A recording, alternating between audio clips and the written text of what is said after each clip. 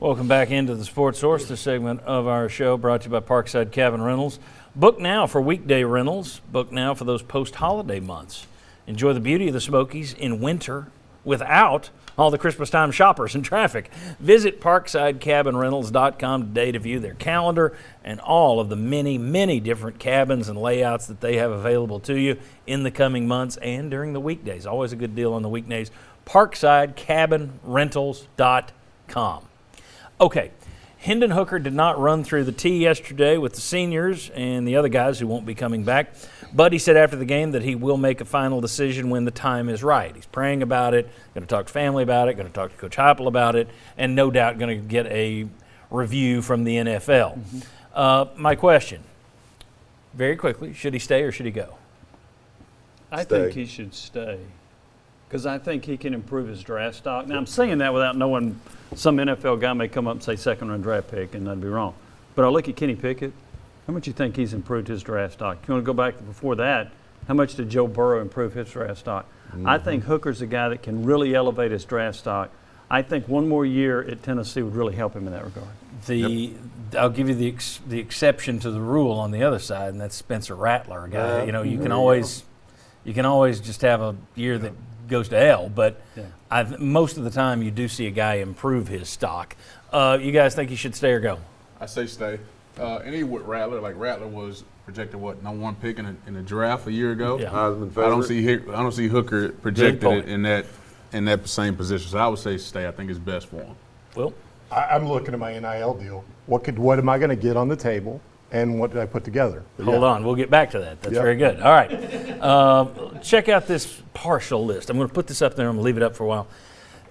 Look, there are people that could still transfer. There are people that could still declare early for the draft. But on the top, you've got guys who are definitely leaving, or they ran through the tee alone, or they've guys like Alontae Taylor who've already accepted a place in the Senior Bowl. At the bottom, you've got guys who didn't run through the tee yesterday by themselves. Hendon Hooker didn't, but that doesn't mean anything. And even if you ran through the tee, technically you could change your mind. That's not an official deal. But there are also guys down here who have eligibility remaining but could leave early. Like I mentioned to Cedric Tillman, he's a redshirt junior. Now throw into this the fact that you've got 6 years to play 5 now due to the COVID thing.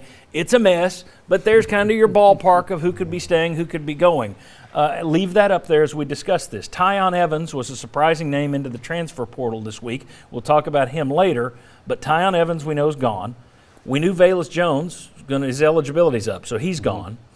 Cade Mays probably turning pro. I think most people think he's gone. Of those three, who's the biggest loss? I'm going to go Cade Mays. I mean, I think Evans could have been a dynamic running back. I think Velus Jones has been great. But Cade Mays has been your best offensive lineman. And I think this year he showed when he came back from Georgia, everybody was going, he's going to be great. Last year, not so much. This year, I thought obviously your best offensive lineman. I'm going Velus Jones. I wanted to get it in before Jimmy. I didn't know you were going there. I think Velus Jones because you played a lot without Cade Mays this year. You played a lot without Tyon Evans this year. Velus Jones is dynamic as a receiver, but also dynamic in the kick return game. I go Velus Jones is the bigger loss. He's the only guy in the country that had 700 yards receiving, 500 kick returns, and at least 250 punt returns. He's the only guy in the country. And he impacted the game in multiple ways like that, so I would go Velus Jones. See, what was Cade Mays' kick return numbers? He didn't return, but against Ole Miss, his not being there numbers were pretty. That's true. That's true. All those guys are going to be losses. I mean, Evans' potential. I mean, his talent. Don't get me wrong. I think Velus Jones has been a fantastic biggest player. loss out of those three. I say Velus. Cade's hard to turn down, but Velus because he fits what you're trying to do. With the quick screens, getting the ball out to him fast, also kick return, punt return. I would say Velus just because he had a major impact on the play-by-play as far as Tennessee's offense went. Will, where are you going? I'd have to go with Velus as well because Evans, I didn't have enough tape of him to say what was his true impact to this team, right? He was too hurt too many times. Right. You saw flashes. If you got 6, 7, 8 games in a row where he wasn't hurt, what does he look like? That could change my answer. And FYI on those guys that could be leaving, January 17th is the date when Hendon Hooker will have to make his decision. That's the NFL's early entrant date, so January 17th. So to appreciate Cade Mays, he's got to return a punt. Yeah, that's what we said. And a kickoff. And Bob, catch a pass. if Mays leaves, is he wise to leave? You know, I think so. And I wish he would come back, but I mean, he's had some injury problems. I think he really elevated his game this year, and I think he's your best offensive lineman. But yeah, if I'm Cade Mays, I go ahead and call it a career here at UT. Okay. That would depend on my draft grade.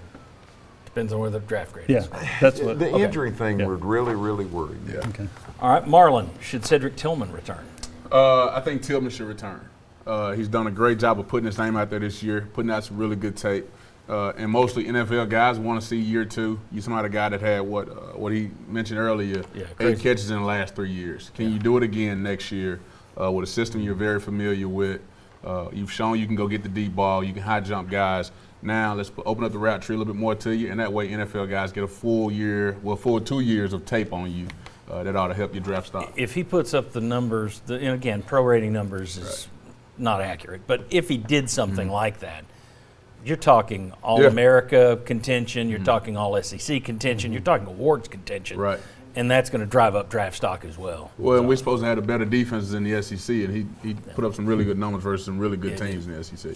Will, do you think there are enough NIL dollars in the Knoxville market to keep Hendon Hooker and Cedric Tillman around? It's not the Knoxville market. It's the state of Tennessee market, and that's the difference, and that's why there is enough NIL dollars, because you have First Horizons that cover the entire state.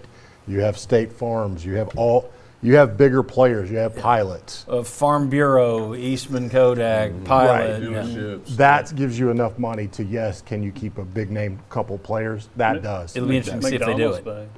McDonald's bags. You do have McDonald's bags. And he can do it. Jimmy, let me ask you, will Joe Milton be back? That's a good question. I don't know the answer to that. I'm going to say probably not. I don't think he fits into what they're doing. I think that he's probably frustrated by the season. I think he'll look for another venue to go play, and he's not going to beat out Hooker. And then I think they're looking for another quarterback anyway. If Hooker leaves, I think they'll go to the portal to try to find somebody to play. So I don't see Milton coming back.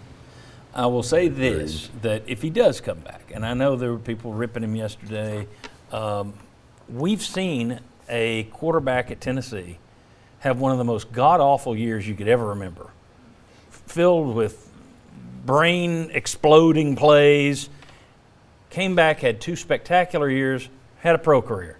Eric Ainge had that kind of resilience, came back. Now, there was a quarterback coach change that helped in that. We've already seen in this season, this system. But for those who write these guys off, Eric Ainge went from the, as Will called it, the bouquet pass down there at LSU to 2 spectacular seasons his junior and senior year. So you can't close the book on Joe Milton just yet. It'll be interesting to see if he comes back and that book continues here, though. All right, when we come back, by the way, is all this movement good or bad for the game? Just real quick answer. I don't think it's good. I don't think it's good. I don't either. I wouldn't want to be a coach trying to build a team with this. It's a dynamic that I don't think you know what's going to turn out and what's going to come of it. It's a learning experience for everybody of how do you win with this kind of setup and guys able to move Makes it much more NFL-esque. Yes. I say bad because of fan favorites, right? The fans being able to know who this guy is. We watched him come in as a freshman, and he grew in the system. It's kind of hard to keep up with the names. Who's who? I think it also encourages quitting. That bothers me a little bit. All right, what did we get wrong about this team back in the summer months? Predictions we would like to have back, and there are many. Come on back on the Sports Source.